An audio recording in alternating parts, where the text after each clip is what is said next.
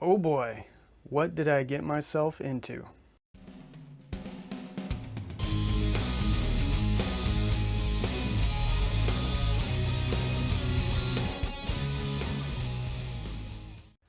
Hey everyone, in this video we're going to cover the rear differential upgrade in the BMW. In the Driveshaft Juba replacement video, I showed you how to remove the exhaust and disconnect the driveshaft from the differential. I'm going to show some of that stuff again, just to be thorough. If you've already seen that, you can skip ahead to the chapter called Removing the Rear Sway Bar. Okay, first we need to get the car up off the ground. I drove the front end up onto ramps and jacked up the rear end. I did it that way so the rear wheels would be able to spin freely. That's going to be helpful later. The next task is to remove the exhaust.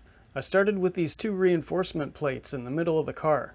One of those plates supports the exhaust, but the other one also needs to come out because it'll be in the way. Next, I'm going to loosen the nuts that attach the exhaust system to the manifolds. There are 4 of them, 2 on each pipe. It's a good idea to use penetrating oil or maybe a torch. These bolts can be difficult. There are 2 more exhaust hangers that need to be removed. They're on either side of the muffler. Each hanger has 2 nuts. Keep in mind when you're removing that last nut, it's the only thing holding up the exhaust system. So if you're not careful, the exhaust will come crashing down. By the way, there's also a flap in the muffler. It normally has a vacuum hose attached to the actuator, but I deleted it because the flap doesn't work. If you're doing this job, you'll want to disconnect that vacuum line before you drop the exhaust. Okay, now we need to remove the big heat shield that goes down the middle of the car. It has 4 screws holding it up, 2 near the front and 2 near the back. We also need to remove the little heat shield on this support brace. The heat shield has 2 10mm bolts. Speaking of the support brace, that also needs to come out. It has 4 small bolts and 2 big nuts holding it in place. With all that stuff out of the way, we now have access to the driveshaft. So let's disconnect the driveshaft from the differential. This is where it helps to have the wheels in the air.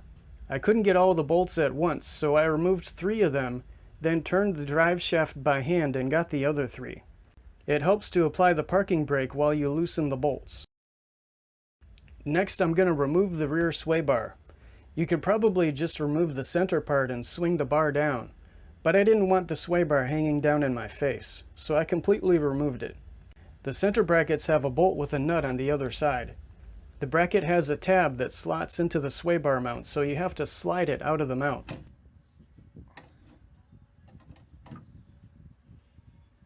Each end link has 2 bolts. I used a wrench to hold the bolt from the top while I removed the nut from the bottom.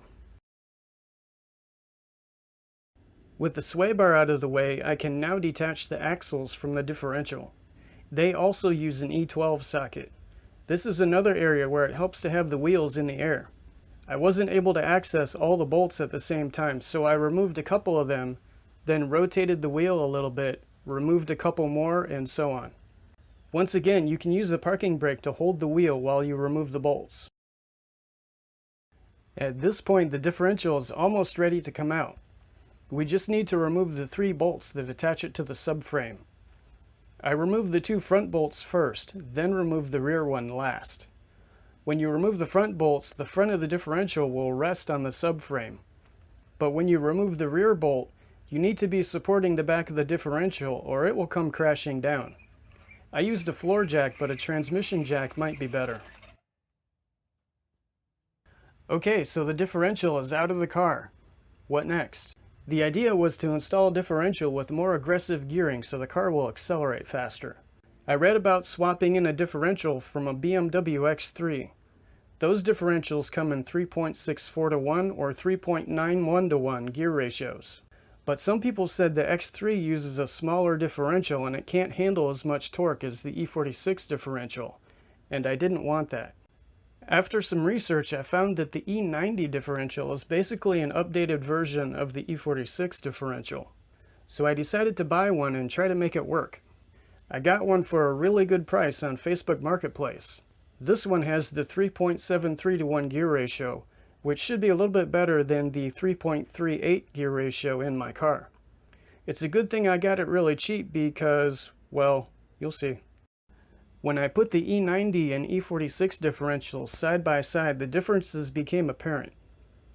The rear mounting points are different, but that's okay because the rear covers are interchangeable. However, the front mounting points are also different, and there's no easy fix for that. The next idea was to disassemble both differentials and swap the E90 internals into the E46 case. But even that was problematic.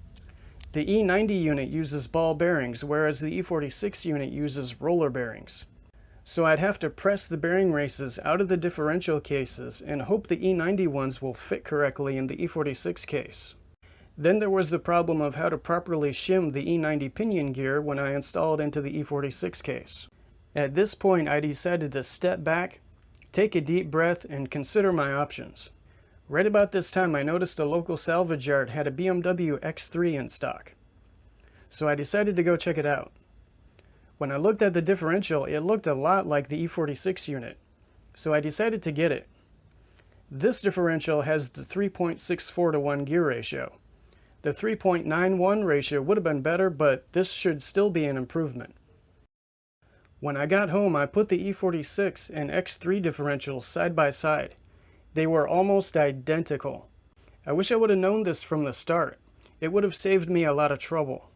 Anyway, we're going to install this X3 unit in my car. I just need to swap over the driveshaft flange and the axle stubs. Okay, we need to remove this driveshaft flange, which means removing this nut, which means removing this little, whatever you call it, that helps hold in the nut. You see these two little notches here and here. We just need to get a screwdriver in there, loosen it up, like so. And then we pull out that little piece with a pick. Then we zip off the nut with a 30mm socket.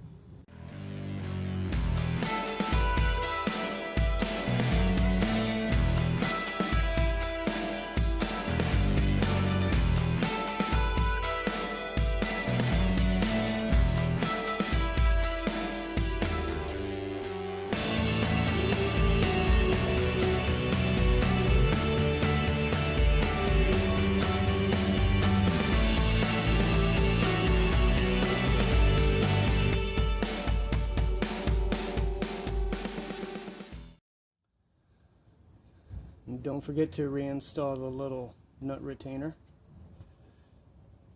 You see these two divots in the driveshaft flange. The retainer needs to be peened into those two divots.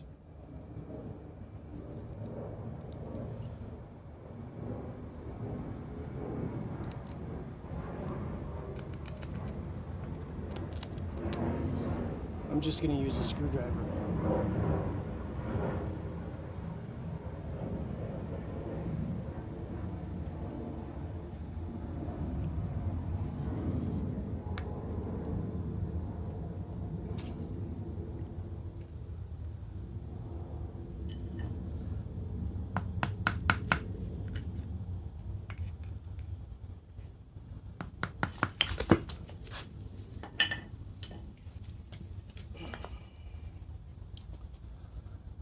And that's that. It's ready to install. Alright, let's stuff this thing in the car. I used the floor jack to get the front of the differential up into the subframe. Then I lifted up the rear end by hand and installed the rear bolt. From there on out, it's basically just the reversive removal. I got everything installed except for the exhaust. That's because I'm going to do some work on the exhaust, but we'll cover that in the next video. So stay tuned.